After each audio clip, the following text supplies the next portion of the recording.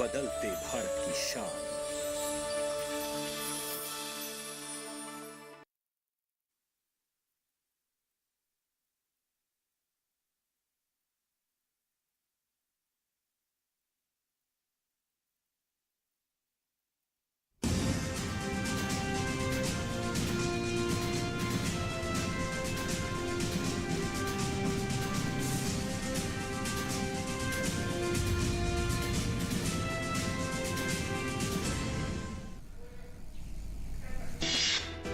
नमस्कार, किसान समाचार में आप सभी का बहुत बहुत स्वागत है। मैं हूं असीम मिश्रा। शुरुआत करना चाहेंगे सबसे पहले हेडलाइंस के साथ। कैबिनेट की बुधवार को हुई बैठक में किसानों के लिए 3,70,000 करोड़ रुपए के विशेष पैकेज की घोषणा। किसानों के कल्याण के लिए पीएम प्रणाम योजना को भी हरी झंडी। यूरिया सब्सिडी योजना को 3 साल तक जारी देने को मिली मंजूरी। सल्फर कोटेड यूरिया की भी होगी शुरुआत।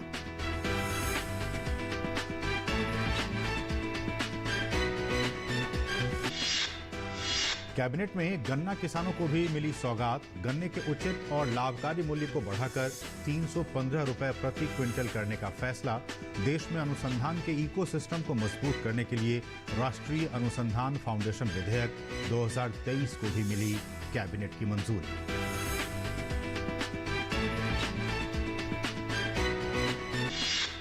केंद्रीय मंत्री पुरुषोत्तम रूपाला ने रिपोर्ट फिश डिजीज ऐप की लॉन्च। ऐप का उपयोग करने वाले किसान जिला मत्स्य अधिकारियों और वैज्ञानिकों से जुड़ेंगे।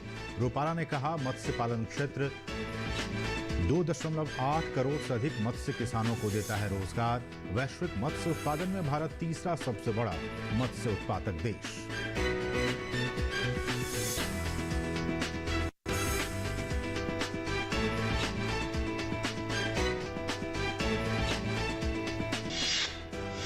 ब्रिक्स के पर्यावरण मंत्रियों की 9वीं बैठक का बुधवार को वीडियो कॉन्फ्रेंसिंग के जरिए हुआ आयोजन। केंद्रीय मंत्री भूपेंद्र यादव ने ब्रिक्स देशों से जलवायु परिवर्तन पर ठोस कदम उठाने का किया आह्वान। कहा, मिशन लाइफ व्यक्तिगत स्तर पर जीवन शैली में बदलाव पर देता है जोर।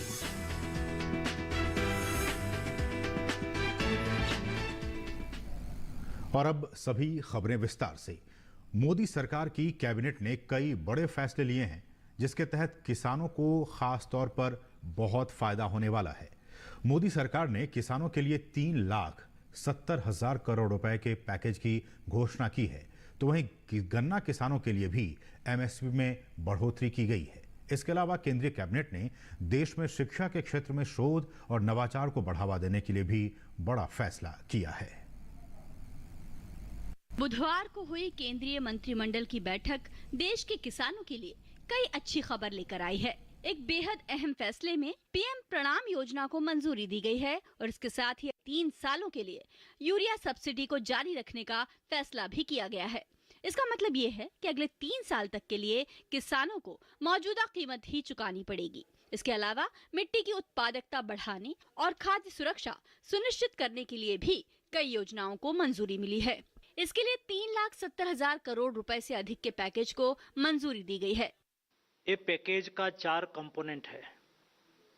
एक है हमारी यूरिया स्कीम, 3 साल के लिए 3,68,000 करोड़ रुपया का प्रावधान किया गया है। पीएम प्रणाम एक ऐसी स्कीम है फर्टिलाइजर का सस्टेनेबल यूज करने के लिए, बैलेंस फर्टिलाइजर यूज के लिए, जो समग्र देश में एक साथ में प्रयास हो उसको सुनिश्चित करने के लिए राज्य सरकार भी उसमें एकदम रुचि के साथ जुड़े, इस उद्देश्य के साथ पीएम प्रणाम योजना लाई गई है। दरअसल मोदी सरकार की योजना है कि देश के किसान उर्वरक का संतुलित इस्तेमाल करें। इसके साथ ही खाद के वैकल्पिक उपायों का भी खूब प्रयोग करें। इसके लिए राज्यों को प्रोत्साहन दिया जाएगा। उर्वरक सब्सिडी से जो बचत होगी उसको राज्यों के साथ साझा किया जाएगा। जो राज्य अल्टरनेट फर्टिलाइजर का उपयोग करेगा, केमिकल फर्टिलाइजर का कंजप्शन कम करेगा, ऐसे राज्यों को जो सब्सिडी बचती है, फॉर एग्जाम्पल एक state 10 lakh metric tonne chemical fertiliser का यूज कर रहा है, लेकिन उन्होंने अल्टरनेट फर्टिलाइजर का यूज किया और केमिकल्स फर्टिलाइजर का यूज 3 लाख मैट्रिक टन कम किया, तो 3 लाख मैट्रिक टन कम होने से उसमें से बचने वाली 3,000 करोड़ की सब्सिडी में से 1,500 करोड़ रुपया यानी कि 50% राशि स्टेट गवर्नमेंट को सपोर्ट के लिए दी जाएगी, ताकि ये राशि का उपयोग करके स्टेट गवर्नमेंट अपने स्टेट में अल्टरनेट फर्टिलाइजर को बढ़ावा दे या तो अपने स्टेट के डेवलपमेंट के लिए भी उसका उपयोग कर सके। मोदी सरकार ने खरीफ फसलों के एमएसपी को पहले ही बढ़ा दिया था। अब गन्ना किसानों को भी राहत दी गई है। गन्ना पिराई के अगले सत्र के लिए गन्ने के उचित और लाभकारी मूल्य को बढ़ाकर 315 रुपए प्रति क्विंटल करने का फैसला किया गया है। साल 2023-24 सत्र के लिए गन्ने के एफआरपी में 10 रुपए प्रति क्विंटल की बढ़ोतरी की गई है। मोदी सरकार के गन्ने के एफआरपी में बढ़ोतरी के फैसले का फायदा 5 करोड़ गन्ना किसानों को होगा। गन्ने की एफआरपी के जरिए खरीद 1 अक्टूबर 2023 से शुरू होने वाले नए गन्ने के सीजन से लागू होगी। गौरतलब है कि मोदी सरकार जब सत्ता में आई थी तब 2014 और 15 में गन्ने का एफआरपी महज 220 रुपए प्रति क्विंटल था। अगर मैं यूपीए के कालखंड की बात करूं, अगर 2004 से 14 की, तो कुल मिलाकर 2,71,204 करोड़ रुपए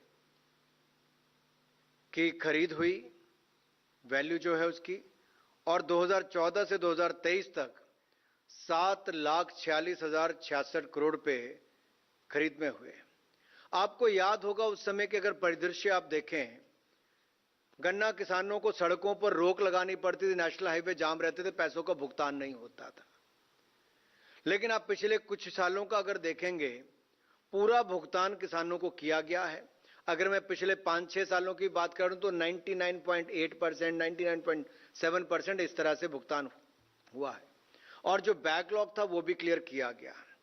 मोदी सरकार उर्वरक के अंधाधुंध इस्तेमाल और खेतों की मिट्टी की सेहत के लिए फिक्रमंद है। यही वजह है कि किसानों को प्राकृतिक खेती करने के लिए प्रोत्साहन तो दिया जा रहा है, साथ ही ऐसी योजनाएं बनाई जा रही हैं जिनसे भविष्य में भी कृषि उत्पादकता बढ़ती रहे और जिससे किसानों की आय बढ़े, साथ ही हमारी खाद्य सुरक्षा भी बनी रहे। साथ ही कैबिनेट ने राष्ट्रीय अनुसंधान फाउंडेशन विधेयक 2023 को संसद में पेश करने को मंजूरी दे दी है। विधेयक राष्ट्रीय अनुसंधान फाउंडेशन की स्थापना का मार्ग प्रशस्त करेगा। ये फाउंडेशन अनुसंधान एवं विकास को बढ़ावा देगा और देश भर के विश्वविद्यालयों, कॉलेजों, अनुसंधान संस्थानों और अनुसंधान और विकास प्रयोगशालाओं में अनुसंधान एवं नवाचार की संस्कृति को बढ़ावा देगा। इसके तहत वैज्ञानिक अनुसंधान को उच्च स्तरीय रणनीतिक दिशा प्रदान करने के लिए NRF नाम की एक शीर्ष निकाय की स्थापना करेगा। 5 सालों के लिए इसकी अनुमानित लागत 50,000 करोड़ रुपए होगी। ब्यूरो इनपुट के साथ शैलेंद्र मिश्र की रिपोर्ट, DD न्यूज, दिल्ली। तो कैबिनेट में बहुत सारे अहम फैसले लिए गए, लेकिन किसानों के लिए फार्मर्स स्पेसिफिक कौन से अहम फैसले लिए गए, हम आपको ग्राफिक्स के जरिए समझाने की कोशिश करते हैं। एक एक करके आपको हम दिखाते हैं। प्रधानमंत्री नरेंद्र मोदी की अध्यक्षता में कैबिनेट ने कई बड़े फैसले लिए और कहा जा रहा है कि किसानों को इस फैसले से खास तौर पर कई सारे फायदे होने वाले हैं। क्या है? PM प्रणाम योजना है, उसको मंजूरी दे दी गई है। साथ ही साथ 3 साल के लिए यूरिया सब्सिडी को जारी रखने का फैसला लिया गया है, यानी कि यूरिया की जो मौजूदा कीमत है वो अगले 3 साल तक उसी कीमत पर किसानों को वही कीमत चुकानी होगी, उसमें कोई बढ़ोतरी नहीं की जाएगी। मिट्टी की उत्पादकता बढ़ाने और खाद्य सुरक्षा सुनिश्चित करने भी कई योजनाओं को मंजूरी दी गई है। केंद्र सरकार ने किसानों के लिए 3,70,000 करोड़ रुपए के पैकेज की योजना को इस कैबिनेट के फैसले के तहत मंजूरी दी गई है। खरीफ फसलों के जो न्यूनतम समर्थन मूल्य हैं उसको बढ़ाने के बाद अब गन्ना किसानों को भी एक बड़ी राहत दी गई है। गन्ने का जो उचित और लाभकारी मूल्य है, fair and remunerative price FRP, उसको बढ़ाकर 315 रुपए प्रति क्विंटल कर दिया गया है। साथ ही साथ 2023-24 के सत्र के लिए उसमें 10 रुपए प्रति क्विंटल की भी बढ़ोतरी की गई है। यानी कि इस बढ़ोतरी से जो 5 करोड़ गन्ना किसान हैं देश में, उनको सीधे तौर पर फायदा होगा। और ये भी बात कही जा रही है कि मोदी सरकार जब सत्ता में आई थी, यानी 2014-15 में, उस वक्त ये 220 रुपए प्रति क्विंटल ही MRP, इसका FRP हुआ करता था, जो कि सब बढ़ा दिया गया है। साथ ही साथ कैबिनेट ने राष्ट्रीय अनुसंधान फाउंडेशन विधेयक को भी संसद में पेश करने को मंजूरी दी है और ये विधेयक, ये फाउंडेशन अनुसंधान और विकास को देश भर में बढ़ावा देने का काम करेगा। साथ ही साथ यूनिवर्सिटीज़ की बात हो, कॉलेजेस की बात हो, यहाँ पे अनुसंधान को बढ़ावा दिया जाएगा और साथ ही साथ विकास प्रयोगशाला जो लैब्स हैं उनमें भी किस तरह से अनुसंधान और जो नवाचार है उसकी कल्चर को, संस्कृति को बढ़ावा मिले, इस पर फोकस किया जाएगा। साथ ही साथ 5 सालों के लिए इस फाउंडेशन की जो अनुमानित लागत होगी वो 50,000 करोड़ रुपए होगी। जो फंड है वो 50,000 करोड़ रुपए होगी। तो इस तरह से ये कुछ अहम फैसले लिए गए हैं, खासकर जिस तरह से एमएसपी के बढ़ोतरी के बाद अब गन्ना किसानों के लिए भी उसके एफआरपी में बढ़ोतरी करने का फैसला लिया गया है। उससे करोड़ों गन्ना किसानों को सीधे तौर पर फायदा होने वाला है। और इस सब के बीच प्रधानमंत्री की अध्यक्षता में कैबिनेट द्वारा लिए गए फैसले पर भारतीय किसान समाज के अध्यक्ष कृष्णवीर चौधरी ने अपनी प्रतिक्रिया दी है। उन्होंने कहा है कि गन्ना किसानों के लिए सरकार ने जो फैसले लिए हैं उससे गन्ना किसानों को लाभ मिलेगा। पूरे समय की आवश्यकता थी और ये 2023-2024 के जो सीजन शुरू होगा वो अब उसका भाव जो है 10 रुपए क्विंटल सरकार ने बढ़ाया। इसका सीधा सीधा असर देश के 5 करोड़ गन्ना उत्पादक किसानों को मिलेगा जी। इसका सबसे बड़ा लाभ ये है कि प्रदेश सरकारें जो अपना दाम घोषित करती हैं वो ये जो एफआरपी है ये सुनिश्चित कर दिया जाता है कि इतना 10% शुगर रिकवरी तक आपको इतना पैसा देना ही पड़ेगा गन्ना उत्पादक किसानों के। ठीक, ये एक एश्योर्ड प्राइस हो जाता है किसानों, बिल्कुल। और पूरा अलग अलग प्रदेशें जो सरकारें हैं जो अपना स्टेट एडवाइजरी प्राइस गन्ने का घोषित करती हैं वो उसी तरीके से फिर वो बढ़ा के अपना दाम घोषित करते हैं। पहली बात तो गन्ने की स्थिति में जो और सुधार होगा, आर्थिक रूप से किसान को मजबूती मिलेगी। दूसरा, जो 3,70,000 करोड़ के पैकेज जो है जिसमें खासतौर से भूमि की उर्वरक क्षमता को सुधार करने के लिए और प्राकृतिक कृषि को जो बढ़ावा देने के लिए बैलेंस यूज ऑफ फर्टिलाइजेशन जो है, जो समय की आवश्यकता है उसके लिए जो योजनाओं को शुरू किया है और आने वाले 3 साल तक के लिए फाइनल कर दिया है कि 3,70,000 करोड़ का पैकेज इन योजनाओं के लिए कैबिनेट ने आज मंजूरी दी है। तो ये एक स्वागत योग्य कदम है। इससे जब भूमि की उर्वरक क्षमता में जो आज कमी आ रही है वो इसलिए आ रही है कि हमने जो सूक्ष्म तत्वों की कमी आ गई थी भूमि के अंदर, उर्वरक क्षमता कम हो रही थी, उसकी पूर्ति करने के लिए जो योजनाओं को बढ़ावा देने का सरकार ने काम किया है ये बहुत अच्छी शुरुआत है। इससे उत्पादकता बढ़ेगी। तो कृष्णवीर चौधरी को आप सुन रहे थे जो कि हमारे खास कार्यक्रम में कल शामिल हुए थे और उन्होंने उस वक्त ये प्रतिक्रिया दी थी और जिस बात का जिक्र वो कर रहे थे कि पहले नीम कोटेड यूरिया अभी भी उसको किसान यूज़ कर रहे हैं और इस बार कैबिनेट ने सल्फर कोटेड यूरिया को भी उसकी शुरुआत करने की बात कही है। तो जिस बात का जिक्र कृष्णवीर चौधरी कर रहे थे कि जो माइक्रो न्यूट्रिएंट्स हैं सॉइल के लिए, मिट्टी के लिए, वो उसको रिस्टोर करना बहुत ज़रूरी है और इस दिशा में ये जो सल्फर कोटेड यूरिया की शुरुआत होने वाली है वो बहुत ही अच्छा एक कदम है। और इस सबके बीच केंद्रीय मत्स्य पालन, पशुपालन और डेयरी मंत्री पुरुषोत्तम रुपाला ने किसान आधारित रोग रिपोर्टिंग प्रणाली को बढ़ाने और भारत में जलीय पशु रोगों की रिपोर्टिंग में सुधार करने के लिए कृषि भवन में रिपोर्ट फिश डिजीज ऐप को लॉन्च किया। इस ऐप का प्राथमिक मकसद किसानों को उनकी रिपोर्टिंग विधियों में सुधार करने, वैज्ञानिक मार्गदर्शन प्राप्त करने और बीमारियों से होने वाले नुकसान को कम करने में मदद करना है। ये ऐप किसानों को अपने खेतों में फिनफिश, झींगा और मोलस्क में बीमारियों की घटनाओं की रिपोर्ट करने में सक्षम बनाता है। ये बीमारियों का शीघ्र पता लगाने को भी बढ़ावा देता है, त्वरित प्रतिक्रिया उपायों की सुविधा देता है, हितधारकों के बीच सहयोग को बढ़ावा देता है और ज्ञान साझा करने की सुविधा देता है। इस मौके पर उन्होंने कहा कि प्रधानमंत्री मोदी ने मत्स्य पालन के विकास के लिए काफी काम किया है। 60 साल में देश में 61 लाख टन मत्स्य उत्पादन हुआ। उन्होंने कहा कि राष्ट्रीय मत्स्य उत्पादन में 22% की बढ़ोतरी हुई है। साथ ही साथ सी फूड उत्पादन और निर्यात में भी 2 गुना बढ़ोतरी हुई है। फिशरीज विभाग के द्वारा फिशरमैनों के लिए बहुत ही उपयोगी एक टूल्स को हम लोकार्पित कर रहे हैं। इसका मुझे बहुत ही आनंद और गर्व है।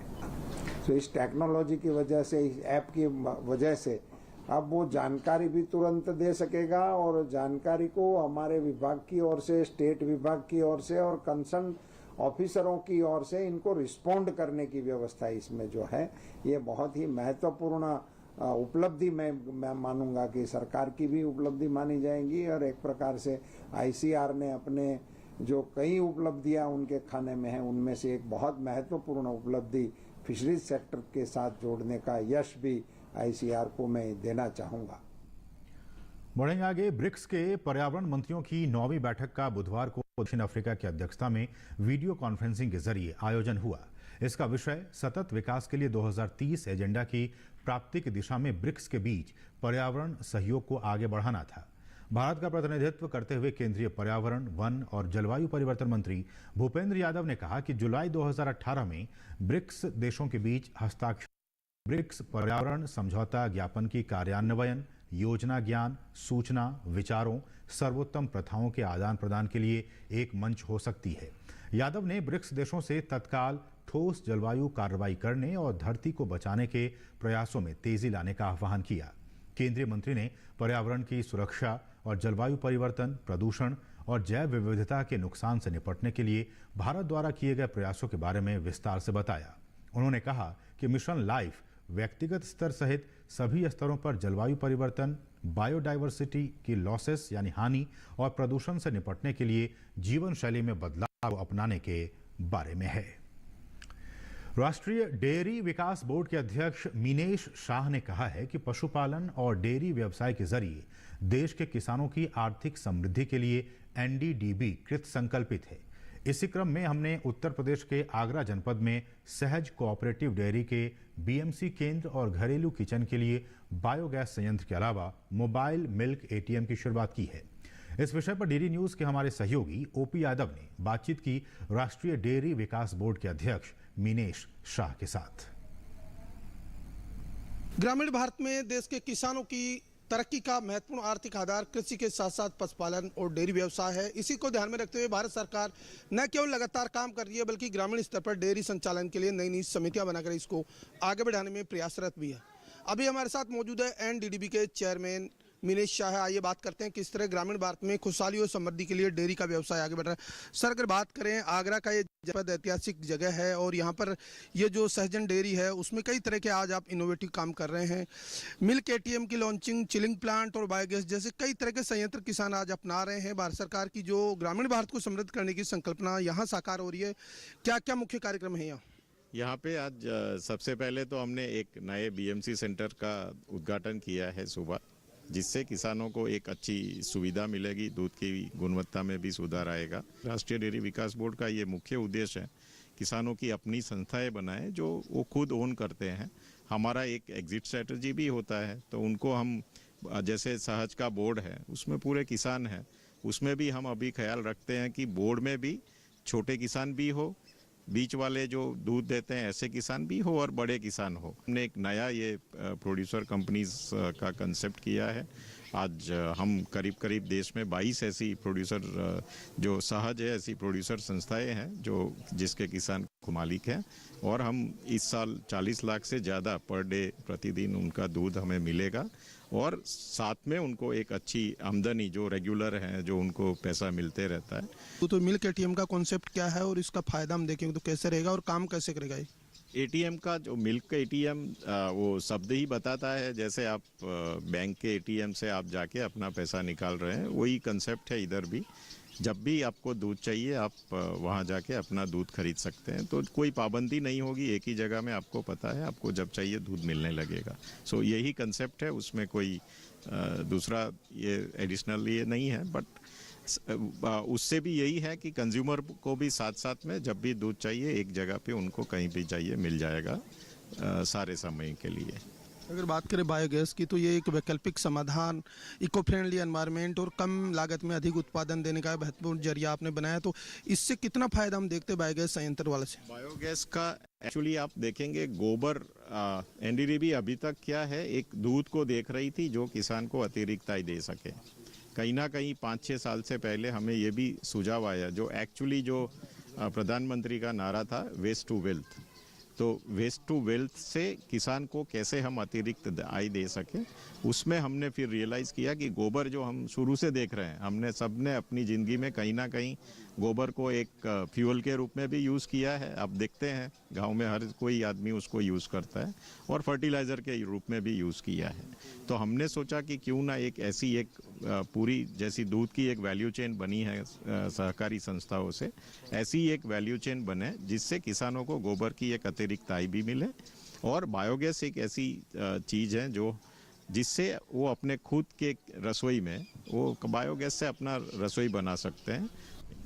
तो राष्ट्रीय डेयरी विकास बोर्ड के अध्यक्ष मनीष शाह है, जिनका मानना है कि ग्रामीण भारत को आर्थिक रूप से सशक्त और मजबूत बनाने के लिए न केवल वो डेयरी व्यवसाय को गांव में प्रोत्साहन दे रहे हैं, बल्कि तकनीकी सुविधा और वित्तीय मुहैया करवाने के साथ साथ उनको कई तरह के नवाचार करने के लिए प्रेरित भी कर रहे हैं। मेरे सहयोगी कैमरामैन संजय जैना के साथ मैं OP Yadav, DD news, Agra.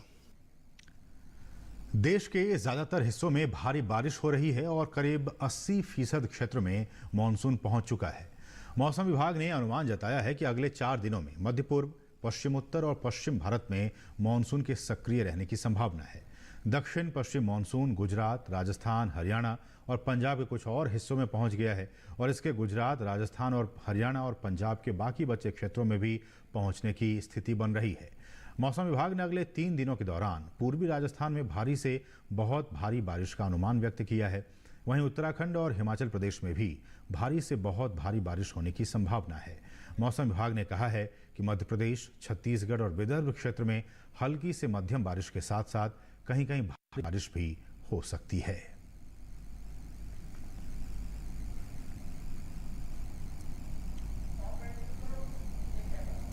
और मौसम विभाग का पूर्वानुमान है कि अगले 2 या 3 दिनों के भीतर पूरे भारत में मानसून का प्रभाव हो जाएगा। मौसम वैज्ञानिक नरेश कुमार ने कहा है कि पंजाब और हरियाणा के कुछ क्षेत्रों को छोड़कर लगभग सभी राज्यों में मानसून की बारिश हो रही है। उन्होंने मध्य भारत में भारी बारिश की संभावना जताई है। ये वाला बाकी हिस्सा आपका थोड़ा राजस्थान का कल भी कवर हो गया था, तो यही बचा हुआ है। तो हमारा अनुमान ये है कि आने वाले 2-3 दिनों में ऑलमोस्ट पॉसिबिलिटी है ये वाला हिस्सा भी पूरा कवर हो, सेंट्रल इंडिया में, इवन नॉर्थ ईस्टर्न स्टेट्स में। तो अभी क्या है कि ये जो close central part of India है वो एक लो प्रेशर के एसोसिएशन से है। अभी एक हमने लो प्रेशर दे रखा है जो काफ़ी दिनों से चल रहा है। पहले ये नॉर्थ वेस्ट बेस से स्टार्ट हुआ था, स्लोली ये west north west word move हुआ और इस समय ये central part of north MP के ऊपर है। तो इसके प्रभाव से क्या है कि जहाँ पे भी एमपी में भी आने वाले 2 दिनों में हैवी टू वेरी हैवी मेन 12 सेंटीमीटर से ज़्यादा रेनफॉल होने की उम्मीद है। और अगर आप वेस्ट कोस्ट में बात करें जहाँ आज भी एक्सट्रीमली हैवी रेनफॉल आई है, जैसे जब भी जहाँ लो प्रेशर बनता है जहाँ विंड स्ट्रेंथन हो जाती है, तो इस समय क्या है कि विंड काफ़ी स्ट्रॉन्ग है जहाँ पे ओरोग्राफी है। तो जहाँ हम उम्मीद कर रहे हैं कि साउथ गुजरात और कोंकण गोवा में आज एक्सट्रीमली हैवी रेनफॉल 1-2 हिस्सों में आ सकती है। बढ़ेंगे आगे और बात करेंगे मंडी भाव की। देखते हैं क्या रहा देश भर की मंडियों में भाव।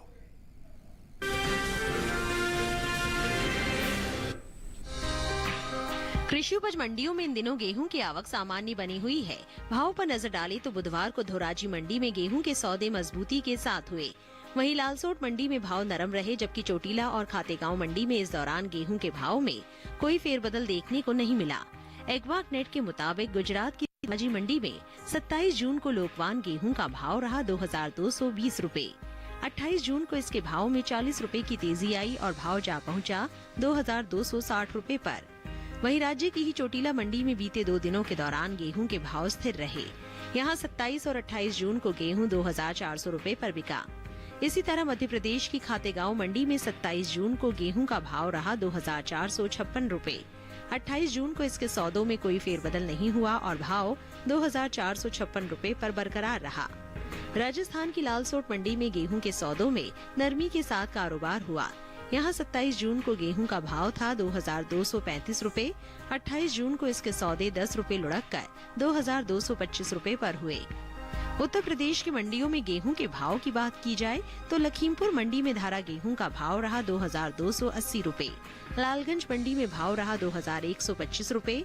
हरदोई मंडी में गेहूं 2280 रुपए पर बिका, जबकि राज्य की ही पीलीभीत मंडी में इस दौरान गेहूं के सौदे 2335 रुपए पर हुए। चालू रबी विपणन मौसम 2023-24 के दौरान देश भर में गेहूं की सरकारी खरीद सुचारू रूप से जारी है। उपभोक्ता कार्य, खाद्य एवं सार्वजनिक वितरण मंत्रालय के मुताबिक 30 मई तक गेहूं की कुल खरीद 262 लाख मीट्रिक टन की हो चुकी है, जो पिछले साल 188 लाख मीट्रिक टन की खरीद की तुलना में 74 लाख मीट्रिक टन अधिक खरीद है। सरकार ने गेहूं की खरीद के लिए 47,000 करोड़ रुपए का न्यूनतम समर्थन मूल्य यानी MSP रखा है, जिससे 21,27,000 किसान पहले ही लाभान्वित हो चुके हैं। देश में सबसे ज्यादा गेहूं की खरीद पंजाब, मध्य प्रदेश और हरियाणा से हुई है।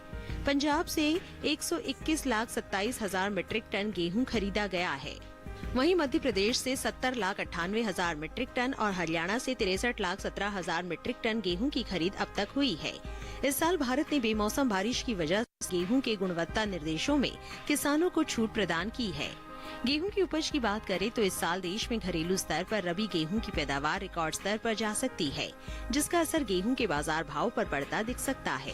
कृषि मंत्रालय के तीसरे अग्रिम अनुमान के मुताबिक साल 2022-23 के दौरान देश में रबी गेहूं की उपज 1,127,43,000 टन अनुमानित है, जो पिछले साल के उत्पादन की तुलना में 50,01,000 टन अधिक है।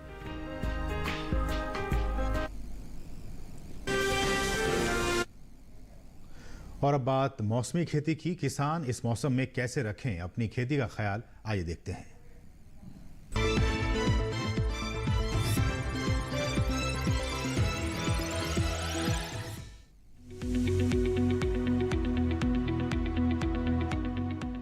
कोंकण में इस समय भारी से भारी बारिश की संभावना है।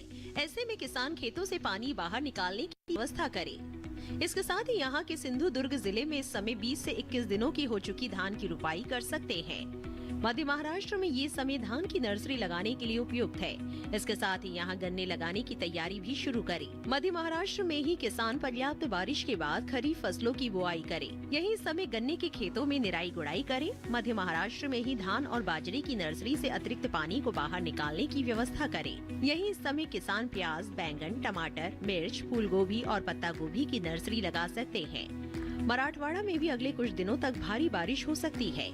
ऐसे में किसान मौसम को ध्यान में रखते हुए तैयार सब्जियों की तुड़ाई करें और तुड़ाई के बाद सब्जियों को किसी सुरक्षित जगह पर रखें। इसके साथ ही यहाँ पर्याप्त बारिश होने के बाद खरीफ फसलों की बुआई करें। मराठवाड़ा में ही किसान जुलाई के पहले सप्ताह तक मूंग, उड़द और मूंगफली की बुआई कर सकते हैं। यही समय अंगूर की बेलों में विरलीकरण करें। इसके अलावा यहाँ सब्जियों की नर्सरी से खरपतवार को साफ करें। विदर्भ की बात करें तो यहाँ भी पर्याप्त बारिश होने के बाद धान की नर्सरी लगाने के अलावा कपास, सोयाबीन और अरहर जैसी खरीफ फसलों की बुआई करें। इसके साथ ही यहाँ भिंडी, खीरा, करेला, कद्दू और टिंडा जैसी सब्जियों की बुआई करें।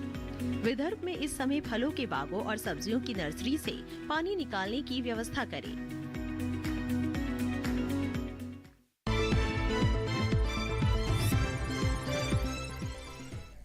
और अब खास खबर। भाजपा अध्यक्ष जेपी नड्डा आज राजस्थान के दौरे पर हैं। राष्ट्रीय अध्यक्ष जेपी नड्डा ने भरतपुर में भाजपा जिला कार्यालय का उद्घाटन किया। जेपी नड्डा दोपहर में भरतपुर में कई कार्यक्रमों को भी संबोधित करेंगे। राजस्थान में होने वाले विधानसभा चुनाव में अब कुछ ही महीने बाकी हैं। ऐसे में भाजपा अध्यक्ष का ये दौरा कई मायनों में खास माना जा रहा है। पश्चिम बंगाल में पंचायत चुनाव से पहले हिंसा का दौर थमने का नाम नहीं ले रहा है। ममता बनर्जी की सरकार कानून व्यवस्था को संभालने में पूरी से विफल रही है। पश्चिम बंगाल के राज्यपाल सीवी आनंद बोस ने हिंसा की घटनाओं पर कहा है कि हम इसे अब और बर्दाश्त नहीं कर सकते। हमारा मकसद राज्य के हालात को तुरंत बदलना है। उत्तराखंड के चमोली में भारी बारिश और भूस्खलन के कारण बद्रीनाथ नेशनल हाईवे को बंद कर दिया गया है। छिनका के पास हाईवे को बंद किया गया है। पहाड़ से लगातार गिर रहे हैं पत्थर के चलते यहां पर मलबा हटाने का काम शुरू नहीं हो पा रहा है। पुलिस प्रशासन ने सुरक्षा की दृष्टि से दोनों ओर यातायात को रोक दिया है। श्री अमरनाथ जी यात्रा को लेकर श्रद्धालुओं में भारी उत्साह है। यात्रा को लेकर श्रद्धालुओं का जत्था जम्मू कश्मीर पहुंच गया है। 1 जुलाई से शुरू हो रही अमरनाथ यात्रा के लिए सरकार ने पुख्ता इंतजाम किए हैं। देश भर में आज ईद उल अजहा का त्यौहार धूमधाम से मनाया जा रहा है। इस मौके पर ईदगाहों, मस्जिदों और दरगाहों में विशेष नमाज अदा की जा रही है। दिल्ली की जामा मस्जिद, जम्मू, जयपुर, गुवाहाटी, पटना, वाराणसी, भोपाल, तिरुवनंतपुरम समेत तमाम शहरों और इलाकों में आज विशेष नमाज अदा की जा रही है। इस्लाम धर्म में इस दिन को बलिदान का प्रतीक माना जाता है। इस्लामिक कैलेंडर के अनुसार ईद उल अजहा का पर्व साल के आखिरी महीने में आता है। ये त्यौहार मीठी ईद के करीब 2 महीने 10 दिन बाद मनाया जाता है। तो इसके साथ ही किसान समाचार के आज के इस समय बस इतना ही। मुझे और हमारी पूरी टीम को दीजिए अनुमति। नमस्कार।